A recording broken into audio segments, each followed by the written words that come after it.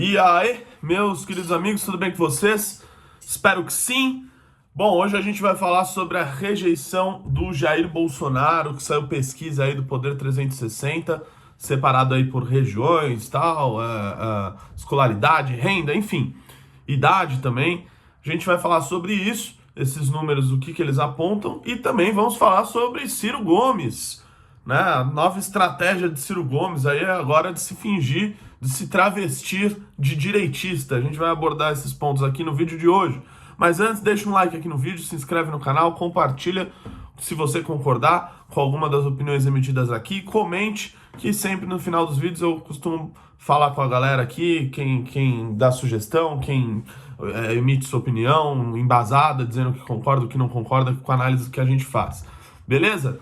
Pessoal, vamos começar pela pesquisa do Poder 360. O Bolsonaro bateu recorde de desaprovação, chegando a 59% de desaprovação e 35% de aprovação do seu governo, os números mais altos aí.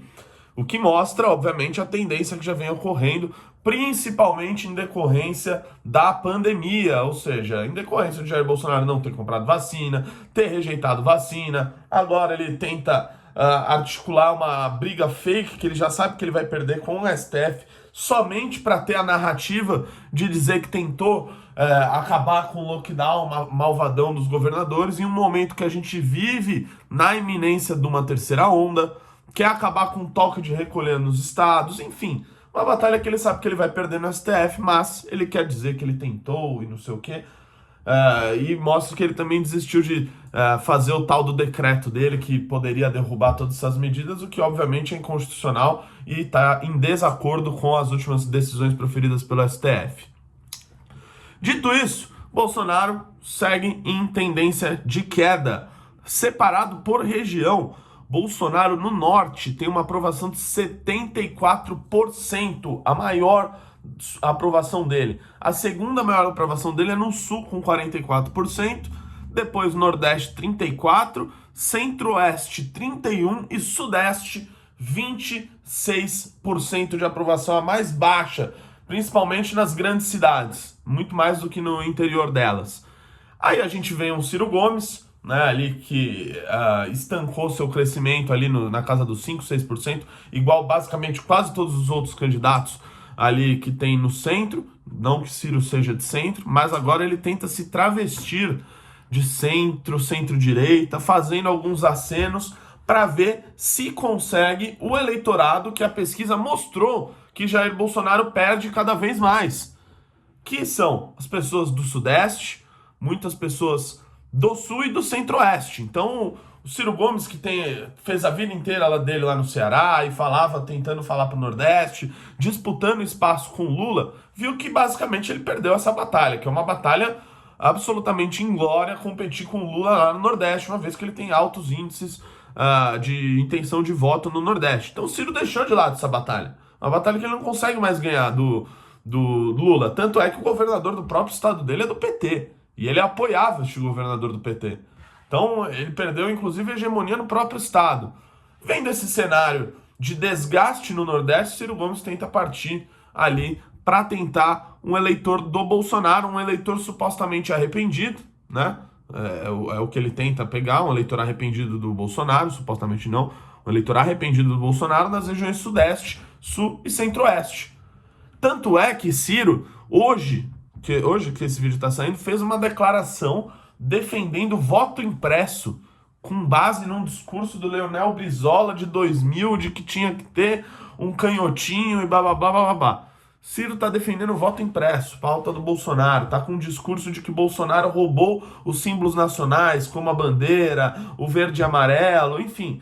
Está tentando fazer um discurso sendo para esse lado. Recentemente estava em entrevista lá no Rio Grande do Sul, defendendo privatização, defendendo algumas privatizações. Logo ele que veio do Partido Trabalhista, que tem um livro lá que é uma espécie de plano de governo dele, que é o Programa Nacional de Desenvolvimento, ou seja, uma política econômica baseada no desenvolvimentismo, né, no incentivo à indústria, na estatização, na questão de emissão de moeda, que gera inflação, enfim, todos esses pontos. Agora não, ele está fazendo um discurso para ver se cola aqui com o eleitor que votou no Bolsonaro em 2018 que está arrependido. Só que aí mora alguns problemas. Ah, claro, né? Para isso ele contratou o João Santana do PT, né? Coincidentemente, para um ex-marqueteiro petista agora para fazer uma campanha anti-PT para conseguir os votos do antipetismo. Tem alguns problemas nessa análise do Ciro, né? Nessa tentativa dele de se aproximar. Primeiro, o Ciro, durante todos os últimos anos, tentou ali disputar o espaço dele com o Lula no Nordeste, e para isso fez discursos muito incisivos contra o público, as crenças e os valores do público que hoje ele tenta buscar. Ele disse que receberia o Sérgio Moro à bala, o Sérgio Moro pontua mais do que ele nas intenções de voto, nas pesquisas eleitorais. Disse que tinha que levar o Lula para uma embaixada para evitar dele ser preso. Agora ele xinga o Lula de ladrão, de tudo, que todo mundo xingava, e antes ele defendia, inclusive, falando que receberia o Moro à bala e que levaria o Lula para uma embaixada para fugir. Criticou basicamente todo o processo de liberalização que existiu, tudo que tinha um pingo de liberdade econômica, o Ciro criticava para defender o ponto de vista dele, do programa de governo dele desenvolvimentista. Criticou isso a vida inteira. Criticou a questão lá das manifestações verde e amarelo. Ele chegou a dizer na última campanha eleitoral relacionar a região sul do Brasil com o nazismo. O nazismo. E hoje ele tá lá pedindo voto, dizendo que ele defende privatização e que ele é quase que um liberal. Então, assim, essas declarações dele tão incisivas do jeito que ele é um sujeito incisivo e muitas vezes um sujeito que perde a paciência e acaba falando mais do que a boca, essas decisões dele não tem como voltar atrás. Primeiro, o eleitor que ele busca hoje olha para ele com a desconfiança como quem diz, olha, você tá me xingando até ontem, agora você tá querendo meu voto? E o eleitor dele, que acabou sendo guiado por esse jeito político dele de falar, de ser incisivo, de brigar, falando, pô, Ciro, mas você não batia nesses caras antes? Você não brigava com esses caras antes? Você não acha esse negócio de privatização uma bosta? Como que você tá mudando agora? Então ele já começa a criar pouca identificação com o público que o seguia. Com o público que o seguir, com o público que ele vai seguir, diferentemente do que acontece com políticos do centrão. O que um político do centrão faz? Ele nunca tem posição incisiva sobre nada. Sobre nada. Como, por exemplo, o Temer. Vamos dar um exemplo do Michel Temer. O Michel Temer foi secretário de segurança do governo do PSDB. Você nunca viu o Michel Temer fazer uma dura crítica ao PSDB, certo? Você também nunca viu o Michel Temer fazer uma dura crítica ao PT. Claro, só depois do impeachment. E olhe lá ainda fez mais ou menos. Virou vice-presidente do governo do PT.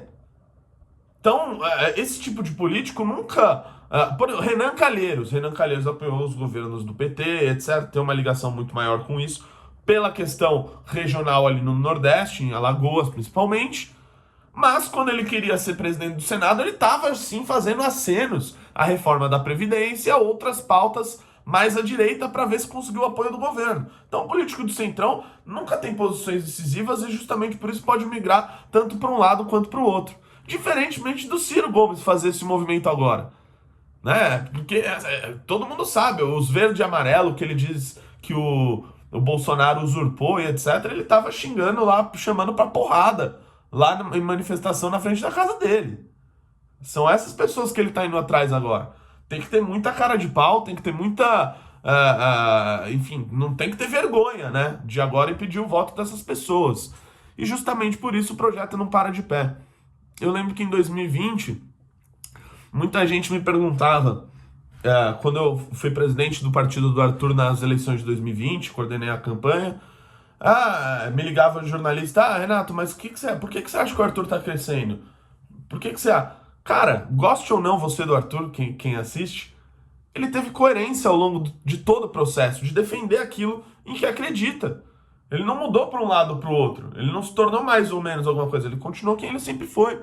Mostrou coerência. Em compensação, ele disputou uma eleição com pessoas que mudaram de opinião. Como, por exemplo, o Celso Russomano, que antes era apoiador do PSDB, depois do PT, depois do Temer. Como aquela famosa pergunta do Arthur.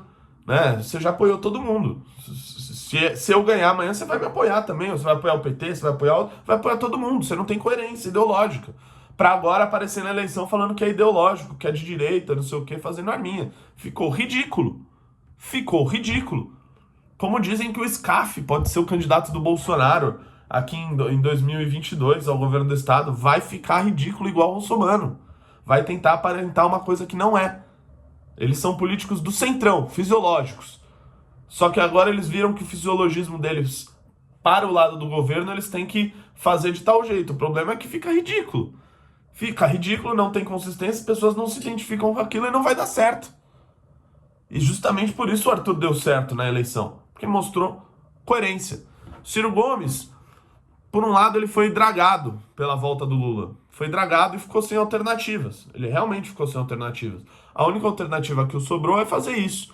Só que, como já vem mostrando os primeiros resultados dessa guinada dele, não tá dando certo e não vai colar. Beleza, pessoal? Quem concordar aí com o vídeo ou quem discordar, emite opinião aqui nos comentários que eu respondo as pessoas no final. Beleza? Um abraço, vamos continuar questionando tudo.